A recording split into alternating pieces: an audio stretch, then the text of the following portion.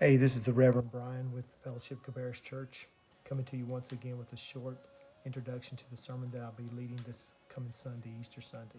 It's entitled, Behold Your Risen King. I want you to imagine a courtroom that's packed wall to wall with people. It's the case of the century because history is on trial. The question is simple. Did Jesus really rise from the dead? You know, evidence is presented, tons of it. Witnesses take the stand, give their synopsis of what happened. And then the judge declares before the verdict, he goes, this verdict determines everything. Because if Jesus did not rise, then all of your witnessing and testimonies, they mean nothing. But if he did rise, he's not just a prophet. He's not just a teacher. He is the King of Kings and Lord of Lords.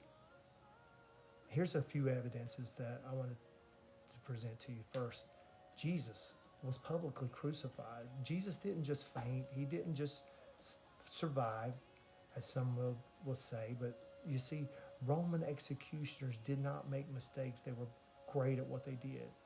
He died, beloved. And he didn't just die to be dying. He died for your sin. He took upon himself. He took our place.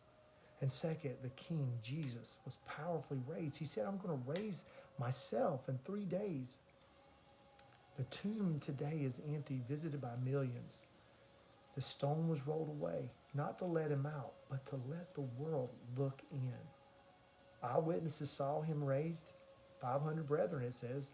Skeptics became believers. Enemies were transformed like the Apostle Paul. Even James, the brother of Christ, became a follower. And no one could produce Jesus' body. And if it were a lie that Jesus rose, Rome would have crushed it. The Pharisees would have crushed it. But instead, Christianity exploded, and it still goes forth today because the gospel can't be stopped. Why? Is because Jesus lives, and he provides life. He is the life. And here's the truth. Dead men don't walk out of graves. And graves don't just open themselves. Jesus, he walked out of that tomb just like he said he would. He would rise on the third day. Number 3, the King, Jesus, he now confronts you, confronts me. This is where it gets personal. You can know the story of Easter. You can celebrate it. You can know Christmas, even believe all these facts that I'm presenting to you. Why Jesus rose and still never surrender. There's no middle ground. The Bible wants you to be hot or cold. I'd rather you be hot, Christ did. You're either surrendering or you're resisting. Neutrality is, unfortunately, rejection. You're either all in or you're out. So here's the question, and I want you to take this serious. What will you do with the risen Christ? Because he has risen, beloved. Don't just admire Jesus on the cross. Trust him, the one who died on it and said, Tetelestai, it is finished.